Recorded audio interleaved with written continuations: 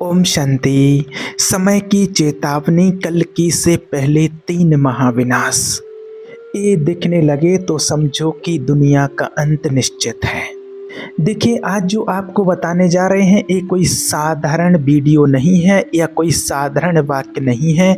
ये वो सत्य है जिसे समय ने अब तक छिपा कर रखा। ये वो रहस्य है जिसे जान लेने के बाद मनुष्य पहले जैसा नहीं रह जाता। धरती कांप चुकी है, आकाश संकेत दे चुका है और काल स्वयं मौन होकर के सब देख रहा है। जो अभी हंस रहे हैं वही सबसे पहले रोएंगे, जो आज अंधे हैं वही कल चीखेंगे, क्योंकि कल की अवतार से पहले कुछ ऐसे विनाश आपको देखने सामने मिलेंगे जिनकी कल्पना मात्र से आत्मा कांप उठती है। इसलिए आज के इस वीडियो को अच्छे से देखना, समझना, क्योंकि हर शब्द के भीतर एक गहरा रहस्य छिपा हुआ है।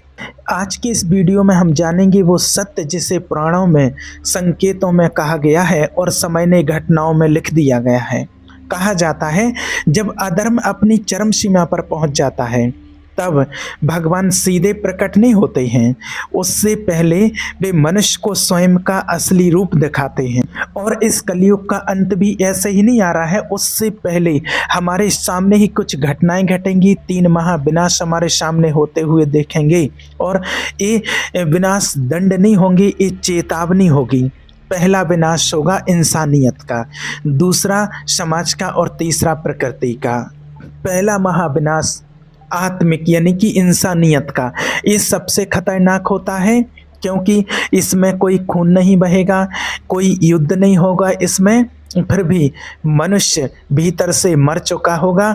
जब मनुष्य के भीतर से भय समाप्त हो जाएगा, लज्जा समाप्त हो जाएगी और धर्म केवल दिखावे की वस्तु बन जाएगा। जब मंदिर जाने वाला भी अंदर से खाली होगा और पाप करने वाला निर्भय होगा। जब माता पिता संतान को संस्कार नहीं केवल सुविधा देंगे, जब गुरु ज्ञान नहीं केवल व्यापार करेंगे, और उस समय समझ लेना कि पहला महाविनाश चल रहा है। और अभी आप ये सारी चीज़ें प्रैक्टिकल में होते हुए देख रहे होंगे।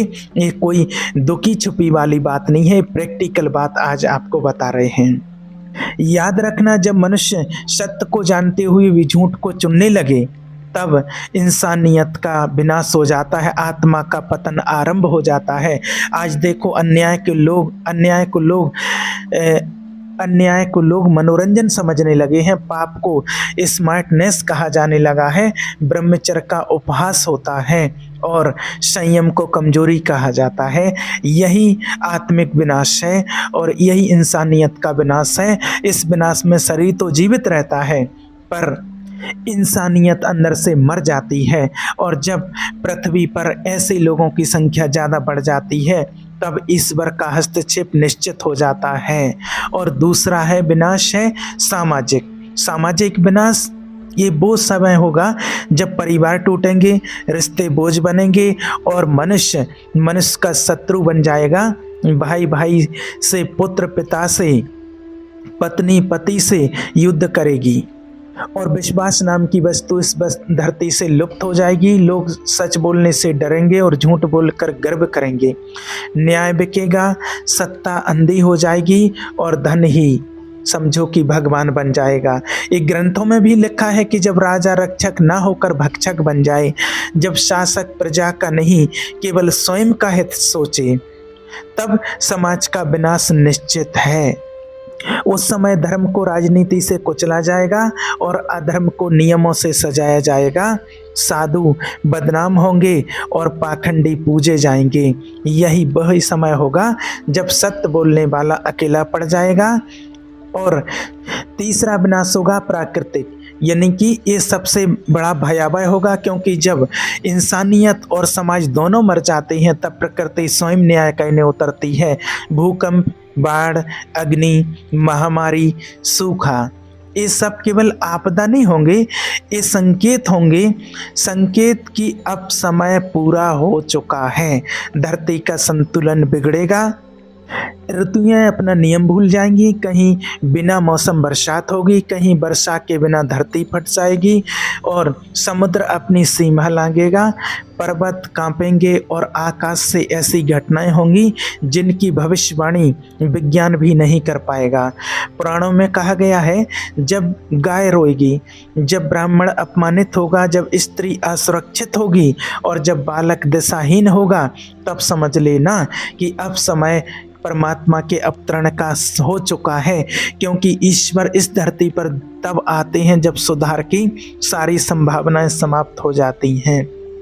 और आज जो लोग कहते हैं कि कल की आएंगे, तो कल की कोई तलवार लेकर कैसे शत्रुओं को मारने नहीं आएंगे, वे अधर्म की जड़ को काटने के लिए आएंगे। वे उन मुखौटों को हटाने आएंगे जो धर्म के नाम पर अधर्म फैला रहे हैं। उनका आगमन शोर से नहीं होगा, उनका आगमन परिवर्तन से होगा। और जिनके भीतर धर्म होगा वे स्वयं सुरक्षित हो जाएंगे, और जिनके भीतर अधर्म होगा वे स्वयं नष्ट हो जाएंगे। इसलिए अभी भी समय है आत्मा को जगाने का और सत्य को अपनाने का। इस बात को आप अच्छे से समझ लीजिए कि परमात्मा अपना कार्य करने गुप्त रूप से और इस सृष्टि पर आ चुके हैं और वो अपना गुप्त कार्य कर रहे हैं। अपनी आत्मा को जगाइए, अपनी आत्मिक उन्नति कीजिए, उस परमात्मा को पहचानिए, उस सत्य से जुड़िए। ईश्वर के संदेश और संकेतों को समझने की आप कोशिश कीजिए। अब समय है धर्म को दिखावे से निकालकर जीवन में उतारने का, क्योंकि जब अंत समय होगा तब पश्चाताप का कोई मूल्य नहीं होगा। उस समय केवल कर्म बोलेगा। जब पहला आप विनाश देखेंगे इंसानियत का, जब इंसानियत खोखला हो जाती है, खोखला कर देती है, दूसरा विनाश होता है समाज, जो रीढ़ की हड्डी तोड़ देता है, समाज की रीढ़ तोड़ देता है। तब तीसरा महाविनाश केवल प्रकृति का नहीं रहता, वो स्वयं काल का प्रकट रूप बन जाता है। उस समय न विज्ञान काम आता है, न शक्ति, न धन, क्योंकि जब समय ही विपरीत हो जाए तब मनुष्य केवल दर्शक बनकर रह जाता है। इसमें बन के इसके लिए शास्त्रों में भी कहा गया है कि जब पृथ्वी बार बार चेतावनी दे, प्रकृति बार बार चेतावनी दे और मनुष्य हर चेतावनी को संयोग समझकर टाल दे, तब प्रकृति दया नहीं करती है, तब वो न्याय करती है। आज लोग कहते हैं कि ये तो सब प्राकृतिक चक्र है, लेकिन वे ये भूल जाते हैं कि हर चक्र के पीछे कारण होता है और उस कारण का नाम है अधर्म। और याद रखना, जब नदियां सूखने लगें, जंगल जलने लगें, पर्वत ददकने लगें और समुद्र गरजने लगे, तो ये सिर्फ भौगोलिक परिवर्तन नहीं होता है, ये संकेत होता है कि पृथ्वी अब बोझ सहन नहीं कर पा रही है, क्योंकि जिस धरती को माता कहा गया है उसी को लूटा गया। जिसका दूध पीकर मनुष्य बड़ा हुआ उसी का सीना चीर दिया गया। ग्रंथ भी कहते हैं कि जब मनुष्य प्रकृति को भोग की वस्तु समझने लगे तब प्रकृति रक्षक नहीं फिर भक्षक बन जाती है। उस समय महामारी जन्म लेती ही है और ऐसी बीमारियां पैदा होती हैं जिनका इलाज नहीं, केवल भय होता है। लोग एक दूसरे से दूरी बनाने लगते हैं, स्पर्श से डरने लगते हैं और मानव समाज अपने ही बनाए नियमों में कैद हो जाता है। लोग मानव समाज नहीं, ये वही समय होता है जब मृत्यु अचानक और चुपचाप आती है। ना उम्र देखती है, ना धर्म, ना जाति, केवल कर्म देखती है। और यही तीसरे विनाश का सबसे बड़ा सत्य है, कर्म का तुरंत फल। लेकिन याद रखना, ये तीनों प्रक्रियाएं, तीनों विनाश एक साथ नहीं होते हैं, ये अलग अलग चलते हैं। जैसे शरीर, मन और आत्मा जुड़े होते हैं। आत्मा गिरती है तो विचार गिरते हैं, और विचार गिरते हैं तो समाज गिरता है, और समाज गिरता है तो प्रकृति विद्रोह करती है। ये पुराणों में भी बहुत गूढ़ बात कही गई है। लिखा है कि ईश्वर का अवतरण जब इस सृष्टि पर होता है तो उससे पहले समय स्वयं लोगों को दो भागों में बांट देगा। संकेत देता है, एक वे जो सत्य के साथ खड़े होंगे और दूसरे वे जो सत्य का विरोध करेंगे।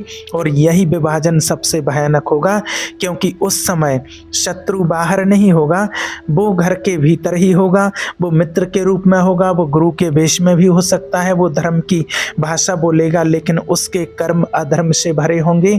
और सबसे बड़ा धोखा यही होगा। इसलिए कहा गया है कि कलयुग में अधर्म तलवार लेकर के नहीं आता है, वो कभी कभी प्रवचन दे करके भी आता है। वो मीठे शब्दों में जहर घोलता है और जो सजग नहीं होता है वही सबसे पहले गिरता है। ईश्वर का अवतरण इस सृष्टि पर आना केवल विनाश नहीं है। परमात्मा का अवतरण का मतलब है संतुलन, लेकिन संतुलन से पहले असंतुलन चरम पर जाता है। अंधकार इतना गहरा हो जाता है कि प्रकाश का आगमन अपरिहार्य हो जाता है। जब अत्याचार सामान्य लगने लगे, जब पाप पर ताली बजे, जब साधु उपहास का पात्र बने और जब असुर आदर्श कहलाने लगे, तब समझ लेना कि समय अंतिम मोड़ पर पहुंच चुका है। उस समय बहुत लोग पूछेंगे भगवान अब तक क्यों नहीं आए, लेकिन वे ये नहीं समझ पाएंगे कि हमने अब तक ईश्वर को खोजा क्यों नहीं, उस परमात्मा को हमने पहचाना क्यों नहीं। जब वो समझेंगे कि परमात्मा तो बहुत समय पहले आ चुके थे लेकिन हम उनसे दूर रहे, तो उनकी आंखों में पश्चाताप के आंसुओं के सिवाय और कुछ नहीं होंगे और वो यही कहेंगे कि हमने अब तक क्या किया जो परमात्मा को नहीं पहचाना। याद रखना, भगवान तब नहीं आते हैं जब आप पुकारते हो, भगवान तो तब आते हैं जब समय पुकारता है, और समय तभी पुकारता है जब पृथ्वी करह उठती है, जब आकाश मौन हो जाता है और जब धर्म अंतिम सांस ले रहा होता है। ईश्वर का आगमन कोई ढोल नगाड़े से नहीं पहचाना जाता है, कोई आवाज करते हुए नहीं आते हैं। भगवान का आगमन पहचाना जाता है अधर्म के अत्याचार से, और वो पहचाना जाता है झूठ के बेनकाब से। भगवान का आगमन पहचाना जाता है डर के खत्म होने से। उस समय बहुत लोग कहेंगे कि हमने तो सोचा था सब ऐसा ही चलता रहेगा, लेकिन युग कभी ऐसे ही नहीं चलते हैं। हर एक परिवर्तनशील युग होता है और हर युग अपने अंदर एक न्याय लाता है अंत में। जो आज इस सत्य को सुन रहे हैं वो ये ना सोचें कि किसी और के लिए है, ये उसी के लिए है जो स्वयं को निर्दोष समझता है। क्योंकि कलयुग का सबसे बड़ा पाप यही है, लोग कहते हैं मैं तो सही हूँ, और यही भ्रम सबसे पहले टूटेगा। अब वो समय आता है जहाँ चेतावनी समाप्त हो जाती है और परिणाम बोलने लगते हैं। क्योंकि जब तीनों विनाश अपनी चरम सीमा पर पहुंच जाते हैं, तब संसार के पास कोई प्रश्न शेष नहीं रहता है, केवल उत्तर चलता है, केवल उत्तर बचता है, और उस उत्तर का नाम है परिवर्तन। उस समय मनुष्य को सबसे अधिक भय किसी युद्ध से नहीं होगा, भय होगा स्वयं से। क्योंकि जब वो पीछे मुड़कर देखेगा तब उसे समझ आएगा कि विनाश किसी एक दिन नहीं आया था, वो तो रोज आया था। हर उस दिन जब सत्य को टाला गया, हर उस दिन जब गलत को सहमति दी गई, हर उस दिन जब धर्म को सुविधा के अनुसार मोड़ा गया। और याद रखना, अंत में सबसे भयानक दृश्य ये होगा कि लोग पाप करते समय भी स्वयं को धार्मिक समझेंगे। वे कहेंगे कि हम तो किसी का बुरा नहीं कर रहे, लेकिन वो ये नहीं समझेंगे कि चुप रहकर अन्याय देखना भी पाप है, अधर्म के साथ खड़ा ना होना भी अधर्म है। और उस समय बहुत से लोग भगवान को दोष देंगे, कहेंगे अगर भगवान होते तो ऐसा क्यों होता। लेकिन सत्य ये है कि भगवान तब मौन हो जाते हैं। ऐसे समय पर मनुष्य को भी स्वयं बोलना चाहिए, और भगवान तो तब बोलते हैं जब मनुष्य पूरी तरह से चुप हो जाता है। और वो ही अंत का समय होगा जब न्याय को किसी गवाह की आवश्यकता नहीं होगी, क्योंकि अधर्म स्वयं स्वीकार कर लेगा कि अब उसका अंत निकट है। उस समय असुर छिपेंगे, पाखंडी डरेंगे और झूठ अपने ही भार से टूट जाएगा। ये ग्रंथों में भी लिखा गया है कि ईश्वर जब आते हैं तो वो सिर्फ शरीर को बदलने नहीं आते हैं, वो युग की चेतना को बदल देंगे। जो बचेंगे वो इसलिए नहीं बचेंगे कि वे शक्तिशाली थे, वे इसलिए बचेंगे क्योंकि वे धर्म के साथ खड़े थे, चाहे अकेले ही क्यों ना खड़े हों। उस समय ना जाति बचेगी, ना पद, ना पहचान, केवल कर्म बचेगा, और कर्म ही तय करेगा कि कौन प्रकाश में जाएगा और कौन अंधकार में विलीन हो जाएगा। इसलिए ये मत सोचो कि ये सिर्फ कोई कथा है, नहीं, ये भविष्य की तैयारी हो रही है। हर उस निर्णय में जो आप लेते हो, हर उस समझौते में जो आप सत्य के साथ करते हो, क्योंकि याद रखना ईश्वर के अवतरण से पहले दुनिया नहीं बदलती है। दुनिया बदलने से पहले मनुष्य का पर्दाफाश होगा। अब अंतिम सत्य एक और जान लीजिए, जब अंतिम समय आएगा तब कोई आवाज नहीं होगी, न शंखनाद, न घोषणा, न चेतावनी, केवल एक क्षण होगा और उसी क्षण में सब कुछ बदल जाएगा। जो तैयार होगा वो शांत होगा, ईश्वर की याद में रहेगा, और जो अधर्म में डूबा होगा वही सबसे ज़्यादा चिल्लाएगा। और तब लोग कहेंगे, काश हमने पहले ही सुन लिया होता ईश्वर का ये संदेश, ईश्वर की पुकार, और ईश्वर को पहले ही पहचान लिया होता। काश हमने समय रहते समझ लिया होता। लेकिन कलयुग में जो सबसे महंगी चीज़ जो मनुष्य खरीद नहीं सकता वह समय का दूसरा अवसर, क्योंकि समय नहीं बचेगा और न अवसर बचेगा। उस टाइम तो पश्चाताप के अलावा कुछ नहीं बचेगा।